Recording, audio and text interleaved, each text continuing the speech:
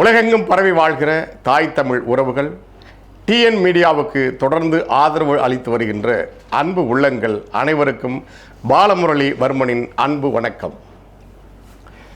இன்றைக்கு தேர்தல் முடிவுகளுக்கு பிறகு தமிழ்நாட்டில், ஏன் இந்தியாவிலேயே இங்கே ஜனநாயகம் என்பது எத்தகைய நிலையை அடைந்திருக்கிறது என்பது உள்ளிட்ட கேள்விகள் பிறந்து கொண்டே இருக்கின்றன. சரியோ தவறோ, மக்களின் விருப்பமோ அல்லது மக்கள் மீது திணிக்கப்பட்ட அந்த விருப்பமோ எதுவாக இருந்தாலும், ஒரு கட்சி, தமிழக வெற்றிக் கழகம் என்கிற அந்த கட்சி அதிகப்படியான எண்ணிக்கையிலான இடங்களை கைப்பற்றி இருக்கிறது. ஆனாலும் அவர்கள் ஆட்சி அமைப்பதற்கு தேவையான உரிய எண்ணிக்கையிலான பெரும்பான்மை இடங்கள் இல்லை என்கிற போது, வழமையாக நடைபெறுகின்ற அந்த கூட்டணி அல்லது ஆதரவு திரட்டுதல் அந்த பணிகளில் அவர்கள் ஈடுபட்டிருக்கிறார்கள். ஆளுநரிடம் தவேக தனது ஆதரவு சட்டமன்ற உறுப்பினர்களின் கடிதங்களை வழங்கியிருக்கிறது. ஆனாலும் போதிய இடங்கள் தேவைப்படுவதற்காக 2 நாள்கள் அவகாசம் அவர்களுக்கு அளிக்கப்பட்டிருக்கிறது. இந்த நிலையில் தமிழ்நாட்டில், இந்தியாவில் இதுவரை இல்லாத அளவுக்கு ஒரு மிகப்பெரிய திருப்பங்கள் நடைபெறுவதற்கான வாய்ப்புகள் தென்படுவதாக பேசப்படுகிறது, எதிர்பார்க்கப்படுகிறது. அது என்ன என்பதை நீங்கள் இந்நேரம் கணித்திருப்பீர்கள். நம்ம பண்ணை இயற்கை அங்காடி. தொடர்புக்கு 87 54 44 92 99. திராவிட முன்னேற்ற கழகத்திலிருந்து பிறந்த அண்ணா திராவிட முன்னேற்ற கழகம் கருணாநிதி எனும் தீய சக்தியை ஒழிப்பதுதான் எனது நோக்கம் என்று சொல்லிக் கொண்டிருந்த மரியாதைக்குரிய ஜெயலலிதா அம்மையார் அவர்கள், அதற்கு முன்பே கருணாநிதி அவர்களின் ஊழலை வெளிக்காட்டி அவரை கடுமையாக எதிர்த்து கட்சி தொடங்கி தொடர்ந்து ஆட்சியில் இருந்த மரியாதைக்குரிய மாக்கோ ராமச்சந்திரன் எனப்படுகிற எம்ஜிஆர் அவர்கள் உள்ளிட்ட அதிமுகவின் தலைவர்கள் எல்லோரும் திராவிட முன்னேற்ற கழகத்தை எதிர்ப்பதற்காகவே அண்ணா திராவிட முன்னேற்ற கழகம், அண்ணா திராவிட முன்னேற்ற கழகத்தை எதிர்ப்பதற்காகவே திராவிட முன்னேற்ற கழகம் என்ற அடிப்படையிலேயே தமிழ்நாட்டில் அரசியல் இயங்கி வந்தது. அதை அனைவரும் அறிவார்கள். இங்கே மக்களுக்கான அரசியல், அரசு அமைத்திருந்தாலும் கூட அவர்கள் மக்களுக்கான ஆட்சியை, மக்களுக்கான அரசை நடத்தாமல் ஒருவருக்கு ஒருவர் போட்டி போட்டுக்கொண்டு தங்களுடைய திட்டங்களை இவர்கள் செயல்படுத்தாமலும் அவர்களுடைய திட்டங்களை இவர்கள் செயல்படுத்தாமலும் முட்டுக்கட்டை போட்டுக்கொண்ட பல்வேறு நிகழ்வுகள் உண்டு. இது 2 கட்சிகளுக்கு இடையான போட்டியில் தமிழ்நாடு எப்போதுமே சிக்கிக் கொண்டதை நாம் பார்த்து வந்திருக்கிறோம், மக்கள் அறிவார்கள்.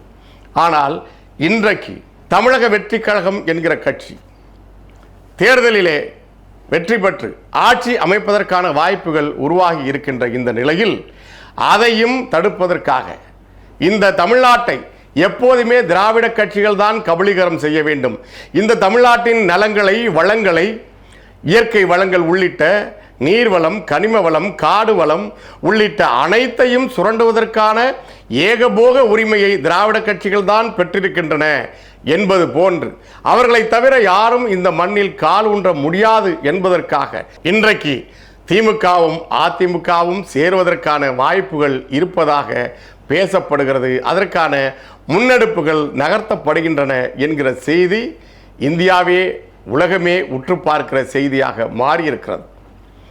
பெரும் மரியாதைக்குரிய தெய்வ திருமகன் முத்துராமலிங்க தேவர் அவர்கள் அப்போதே கணித்தார். இதை ஆரியமும் திராவிடமும் ஒரு நாள் கை குலுக்கி கொண்டு ஒன்று சேர்வார்கள், ஏனென்றால் ஆரியம் வேறு திராவிடம் வேறு அல்ல என்று சொல்லியிருக்கிறார் ஐயா. அதே போலவே நாம் தமிழர் கட்சியின் தலைமை ஒருங்கிணைப்பாளர் தொடர்ந்து வலுவாக திராவிட முன்னேற்ற கழகம் வேறு, அண்ணா திராவிட முன்னேற்ற கழகம் வேறு என்று மக்கள் நம்புகிறார்கள். இவர்கள் வேறு அல்ல, இவர்கள் வேறு அல்ல, இரண்டும் ஒன்றுதான் என்று தொடர்ந்து வலியுறுத்தி வந்தார். அதற்கு முன்பாகவே பெருந்தலைவர் காமராஜர் அவர்கள் திமுக அதிமுக ரெண்டுமே ஒரே குட்டையில் ஊரிய மட்டை தாங்கிறேன் என்று சொல்லியிருக்கிறார்கள். அது இப்போது நிறுவப்பட்டு கொண்டிருக்கிறது.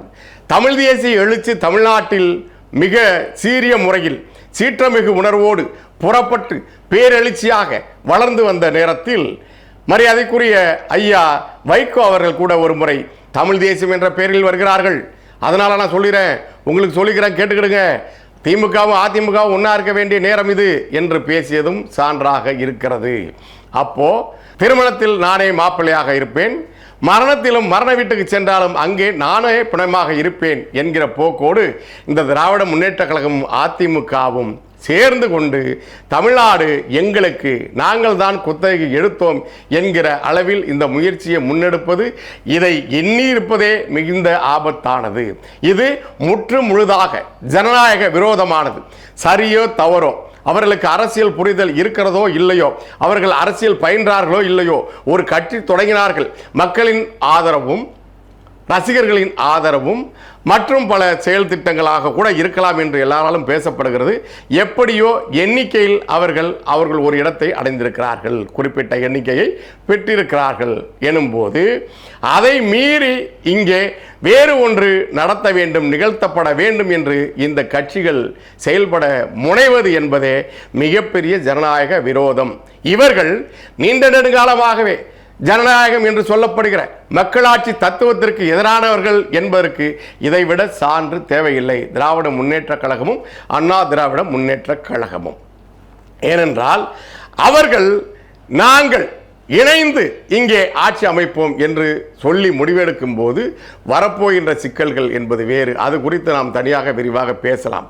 ஆனால் மக்களின் முடிவுக்கு மரியாதை தர வேண்டியது ஜனநாயகத்தின் மீது நம்பிக்கை வைத்திருக்கிற அனைவருக்குமான தார்மீக அடிப்படை என்பதை யாரும் புரிந்து கொள்ள வேண்டும் இல்லையா? கட்சி நடத்துகிறவர்கள் 70 ஆண்டு காலமாக கட்சி நடத்துகிறவர்கள், அவர்களுக்கு அந்த புரிதல் வேண்டும் இல்லையா?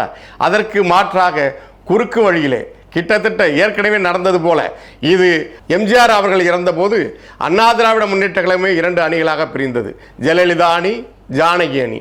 அப்போதும் சட்டமன்ற உறுப்பினர்கள் கடத்தப்பட்டு அடைத்து வைக்கப்பட்டு அங்கு சட்டவிரோதமாக அவர்களுக்கு தேவையான எதெல்லாம் தேவையோ, மிக தேவை என்பது அல்ல, அது ஒரு ஒழுக்கக்கேடான எல்லா தேவைகளும் மனிதர்களுக்கு தேவைப்படாத ஒழுங்கீனமான அனைத்து ஏற்பாடுகளும் 2 தரப்பால் செய்யப்பட்டதற்கு சான்றாக இருக்கிறது.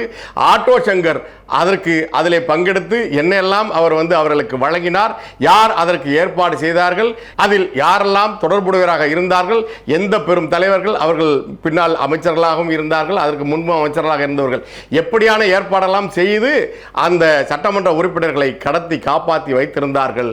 அந்த அணிகளை 2 அணிகளை எந்த அணியை ஆட்சியில் அமைப்பதற்கு என்பதற்கான ஏற்பாட்டில் இருந்தார்கள் என்பது 1988 நடந்தது. அதே போலவே கூவத்தூரில் நடந்த அந்த கூத்துக்களை நீங்கள் அறிவீர்கள். அதுபோலவே இப்போது அதிமுகவில் குறிப்பிட்ட ஒரு முன்னாள் அமைச்சர், இப்போது சட்டமன்ற உறுப்பினராக வெற்றி பெற்றிருக்கிறவர், அங்கிருக்கிற சட்டமன்ற உறுப்பினர்களை, அண்ணா திராவிட முன்னேற்ற கழகத்தின் சட்டமன்ற உறுப்பினர்களை அதுபோல ஒதுக்கி ஏற்பாடு செய்து வைத்திருக்கிறார் என்றும் சொல்லப்படுகிறது. இதற்கெல்லாம் மீறி திமுகவும் அதிமுகவும் ஒன்று சேருவதற்கான வாய்ப்புகள் தென்படுகின்றன. ஜனநாயகம் நமக்கு அளித்திருக்கிற மகத்தான வலிமை மிக்க வாக்குரிமையை எப்படி பயன்படுத்துகிறோம், எப்படி புரிந்து வைத்திருக்கிறோம் என்பது குறித்து சிந்தித்து பார்க்க வேண்டும். ஒரு கிராமத்தில் விறகு வெட்டி கரியாக்கி விற்பனை செய்து வந்த ஒருவன் இருந்தார். அவனுக்கு மழைக்காலம் தொடங்கிவிட்டதால் மரம் வெட்ட முடியவில்லை, கறி தயாரிக்க முடியவில்லை. எனவே குடும்பத்தில் வறுமை சூழ்ந்தது.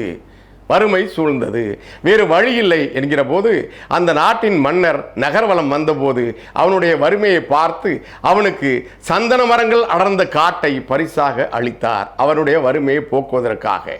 அப்போது அந்த காட்டை பெற்றுக்கொண்ட, சந்தன மரங்கள் அடர்ந்த காட்டை பெற்றுக்கொண்ட அந்த விறகு வெட்டி பிழைத்து வந்த அந்த கிராமத்தை சேர்ந்த அந்த அப்பாவி மனிதன், அவனுடைய வறுமை தீர்ந்திருக்கும், அவன் வளமாக வாழ்ந்திருப்பான், இந்த நாட்டில் ஓரளவு செல்வந்தனாக வளர்ந்திருக்க வாய்ப்பு இருக்கிறது என்று மறுமுறை இந்த மன்னர் வந்து பார்த்தபோது அவன் கொடுக்கப்பட்ட சந்தன மர காட்டையெல்லாம் வெட்டி அதையும் கரியாக்கி விற்று எந்த நிலையில் வாழ்ந்தானோ அதே நிலையில் வாழ்ந்து வந்தான்.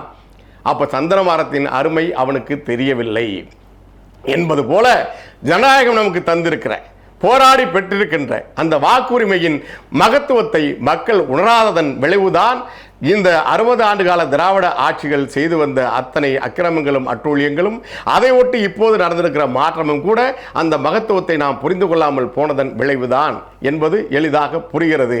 இதனால்தான் மக்களுக்கு அரசியல் விழிப்புணர்வு இல்லை என்கிற நிலையிலிருந்துதான் இதுவரை ஒருவரை ஒருவர் இந்த கட்சி தொடங்கிய காலத்திலிருந்து எப்போது 1972 எம்ஜிஆர் அவர்கள் திராவிட முன்னேற்ற கழகத்தை எதிர்த்து கட்சி தொடங்கிய நாளிலிருந்து எதிர் முனையில் எதிர் துருவத்தில் பயணித்து வந்த ஒரு கட்சி எந்த நோக்கத்திற்காக நாட்டு மக்களின் நலனுக்கு அல்ல. கருணாநிதி அவர்கள் ஊழல் செய்தார், திமுக ஊழல் கட்சி, கணக்கு கேட்டோம் காட்டவில்லை என்பது போன்ற வெளிப்படையான சாதாரணமான காரணங்கள் சொல்லப்பட்டிருந்தாலும் கூட பல்வேறு மிக சிக்கலுக்குரிய காரணங்கள் அப்போது அலசி ஆராயப்பட்டது. அதற்காகெல்லாம் தொடங்கிய அந்த கட்சி ஒருவரை ஒருவர் எதிர்த்து அரசியல் செய்து இந்த நாட்டை பாழ்படுத்திய இரண்டு கட்சிகளும் சேர்ந்து, இரண்டு பேரும் சேர்ந்து ஒட்டுமொத்தமாக சேர்ந்து யாரை எதிர்க்க போகிறார்கள்? இவர்கள் மக்களை எதிர்ப்பதற்கான வேலையை செய்கிறார்கள். அதுதான் இதில் இன்னும் நகைச்சுவை. என்ன நடந்தது? தேர்தலுக்கு முன்பு தமிழ் தேசியவாதிகள் என்று அவர்களாகவே சொல்லிக்கொண்ட சில தமிழ் தேசிய ஆதரவாளர்கள், தமிழ் தேசியம் என்பது என்ன, தமிழர் நிலத்தை தமிழரே ஆள்வது என்பது, தேசிய இன உரிமை, தேசிய இனங்களுக்கான உரிமை, தமிழ் மொழி, தமிழர் நலன், தமிழர் நாட்டை தமிழர் ஆள்வது, மற்ற எல்லோரும் கூடி வாழ்வது என்பதுதான் தமிழ் தேசியத்தின் அடிப்படை. அந்த நிலையில் நாங்களும் தமிழ் தேசிய ஆதரவாளர்கள் என்று சொல்லிக்கொண்ட பல போலி தமிழ் தேசியவாதிகள் தமிழர் என்கிற அடிப்படையில் எடப்பாடி பழனிசாமி அவர்களின் ஆட்சிதான் அமைய வேண்டும் என்று பேசினார்கள். தமிழ் தேசியத்தை இந்த மண்ணில் நிலைநிறுத்திய வலுவாக கட்டமைத்த தமிழ் தேசிய அரசியலை, தேசிய இன எழுச்சி அரசியலை ஒரு வெகுமக்கள் அரசியலாக மாற்றிய நாம் தமிழர் கட்சியையும் அதன் தலைமை ஒருங்கிணைப்பாளர் செந்தமிழன் சீமான் அவர்களையும் அந்த போலி தமிழ் தேசியவாதிகள் தொடர்ந்து விமர்சனம் செய்து வந்தார்கள். எடப்பாடி தெலுங்கர் முன்னேற்ற கழகம் அப்புறப்படுத்த வேண்டும், அதற்கு ஒரே வழி எடப்பாடி பழனிசாமி அவர்கள்தான் என்று அவர்கள் பேசினார்கள். அவர்கள் எல்லாரும் உதிரிகள், ஒன்று இரண்டாக இருந்தவர்கள். இன்னும் சில பேர் எதிரிகளால் ஊக்குவிக்கப்பட்டார்கள். 234 தொகுதிகளிலும் திராவிட முன்னேற்ற கழகத்தால் ஊக்குவிக்கப்பட்டு தேர்தலை எதிர்கொண்டார்கள். பல்வேறு நகைச்சுவை காட்சிகள் அரங்கேறின. அந்த நிலையிலே கூட திரு எடப்பாடி பழனிசாமி அவர்கள் திராவிடத்தின் உண்மையான வாரிசு நாங்கள் தான் என்று சொன்னார். அப்போதும் கூட இவர்கள் அவர் தமிழர் என்று பேசினார்கள், தமிழர் என்று பேசினார்கள். இப்போது அந்த போலி தமிழ் தேசியவாதிகள் அவர்கள் சொல்வார்கள், உண்மையான தமிழ் தேசிய தத்துவத்தை, தேசிய இன விடுதலையை, அதுக்கான போக்கை இந்த மண்ணிலே நிலைநிறுத்தி பேரெழுச்சியை உருவாக்கிய நாம் தமிழர் கட்சியையும் திரு சீமான் அவர்களையும் விமர்சித்த அவர்கள் இப்போது திராவிடம் என்பது வேறு அல்ல, இவர்கள் இருவரும் ஒன்றுதான், திமுக வேறு அல்ல, அதிமுக வேறு அல்ல என்ற அந்த நிலையை அவர்களே ஒப்புக்கொண்டு இப்போது கூட்டணி சேரப் போகிறார்கள்.